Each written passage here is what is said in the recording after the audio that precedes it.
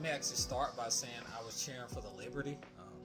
I actually been rooting for them for years, even back when Teaspoon hit the shot against the Houston Comets in the finals, the half-court shot off the glass, mainly because of Becky Hammond.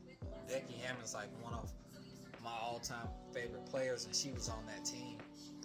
But I'll just get right to the big play. I actually think that foul call against Breanna Stewart was a bad call. I didn't think it was a foul.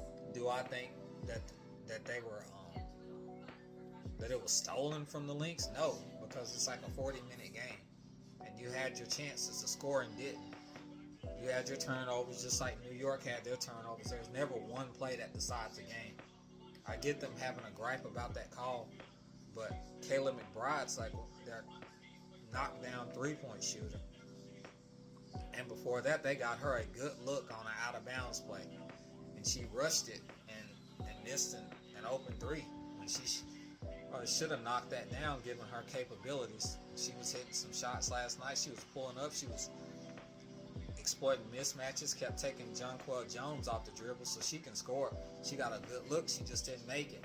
That probably would have changed the outcome of the game. She just missed the shot. And Breanna Stewart actually traveled before that play. I mean, if you saw it like I did, when she caught the ball, she hesitated. And when she did, her feet slid before she went up to take the shot against Elena Smith. So that's another missed call, actually, because she clearly traveled. They just missed that one. And she missed those 2 free throws, but then she turned around and hit the ones to tie the game. So when it came down to it, she redeemed herself for earlier in the series, and there were big free throws, and she knocked them in. So give her credit for hitting those free throws after early in the series. She missed 2 free throws. Then she missed the 2 free throws in this game, and she missed a layup in that same game earlier in the series. Now, Naphisha Collier got fouled sometimes where it should have been called. I don't think that play against Savali, when she blocked her shot and Collier was looking at the ref like this, that looked like a clean play to me. But there was some times that she got hit, and she's too aggressive and shoots it too many times to not get any free throws at all. So that, I don't know how that happened. I think the refs kind of dropped the ball on that. There was some times that she got fouled, but it's a physical game. I mean, Minnesota came out and established their defense, and they were all over New York like white on rice. Like, they were getting away with a little bit of physicality too.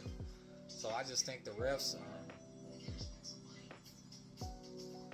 I would say that they just let them play, but New York got free throws and Minnesota didn't, and the gap was pretty wide. I was like, whoa.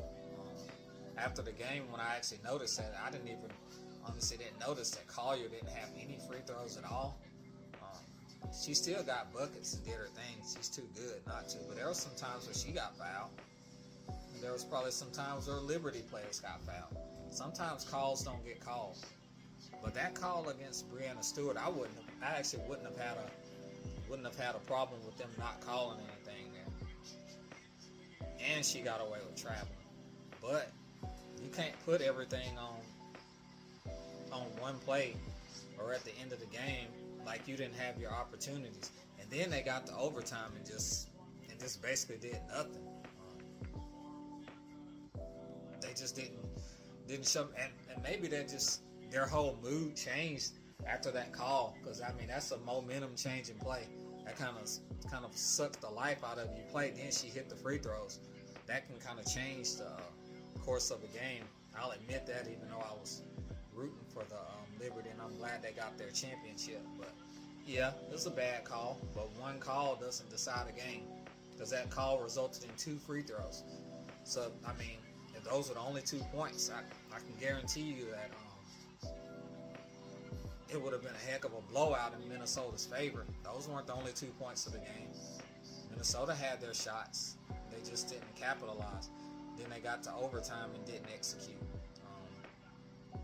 They just didn't take advantage of the fact that Breanna Stewart went 1 for 19. This game was theirs. But every game was coming down to one shot. Breanna hit the long three in game 3. Then the last game she got the out of bounds play ran forward. It just hit nothing but backboard. And then this one came down to the end. So it was a good series.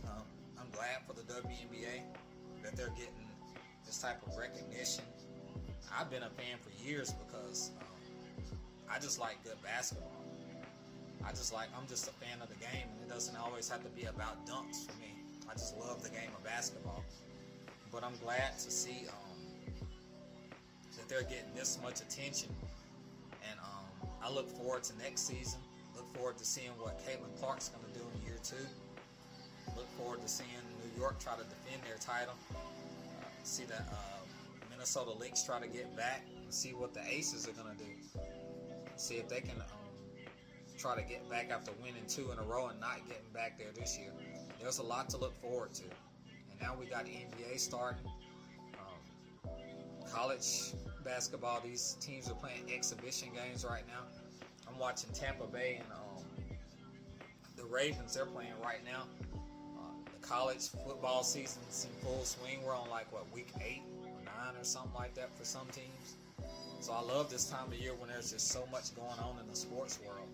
But congrats to the Link and the Lynx and the Liberty on a great season and a great entertaining finish to the season for the WNBA. I hope they keep it up. But I hope everybody has a blessed night.